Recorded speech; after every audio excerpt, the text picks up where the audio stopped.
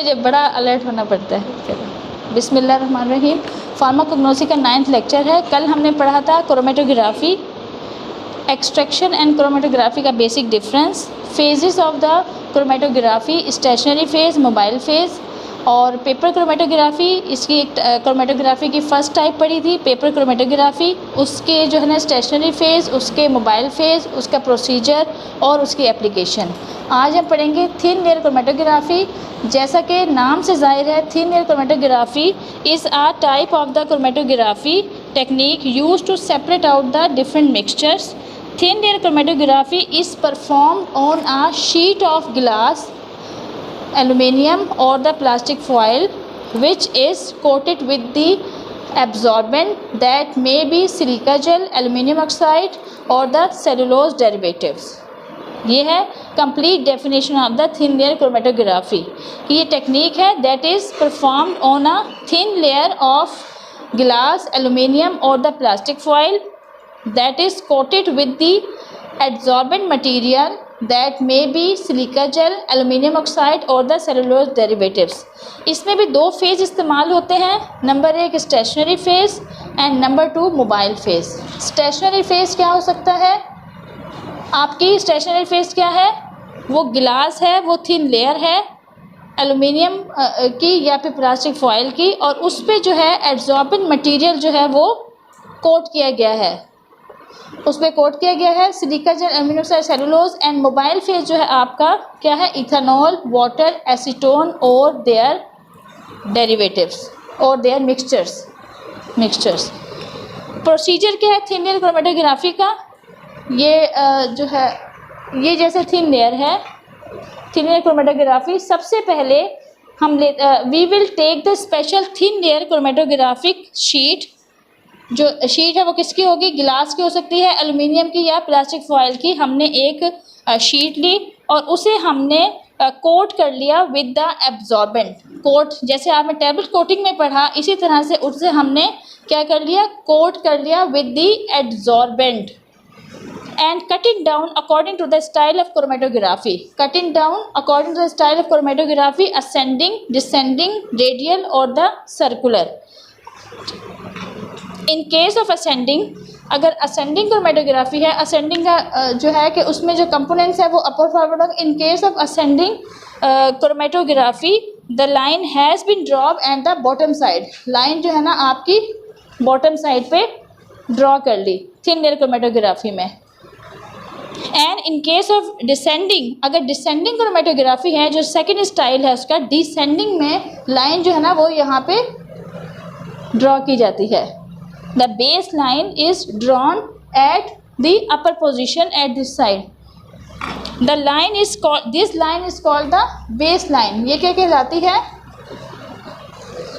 baseline कहलाती है। The distance of this baseline from the final edge is 2.5 centimetre. ये जो इसका फाइनल एज है, यहाँ से लेके यहाँ तक जो इसका बेसलाइन का डिफरेंस है वो कितना होना चाहिए? 2.5 सेंटीमीटर। क्लियर है यहाँ तक?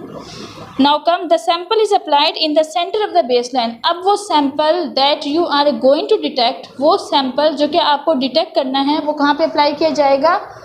In the center of the baseline।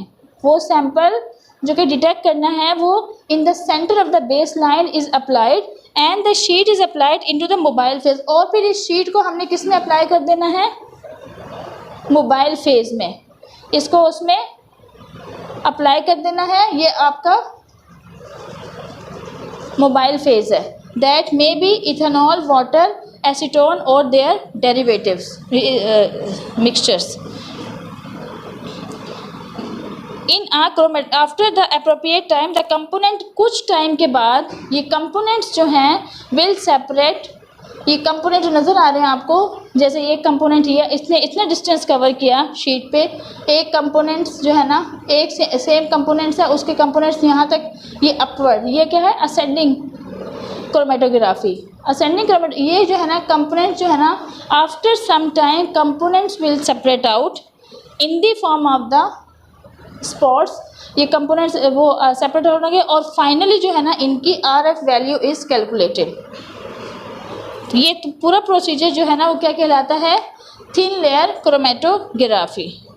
अब इसके स्टाइल्स हैं सर्कुलर, रेडियल, ये इसके जो पेपर की कटिंग है उसके मुताबिक जो है ना इसके डिफरेंट स्टाइल दे दिए गए हैं।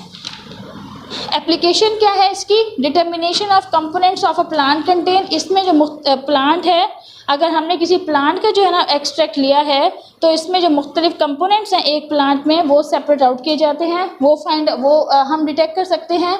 Monitoring the organic reactions, organic जो रिएक्शंस हैं उनकी मॉनिटरिंग की जाती है। Analysing the ceramides and the fatty acids, कुछ फैटी एसिड्स की को एनालाइज किया जाता है। डिटेक्शन ऑफ पेस्टिसाइड, पेस्टिसाइड का मतलब क्या है?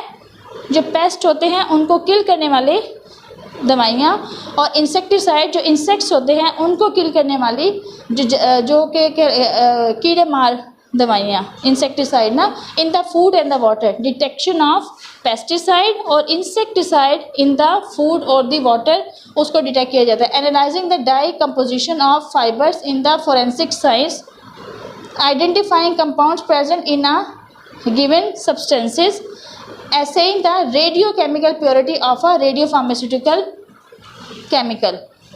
ये RF वैल्यू है।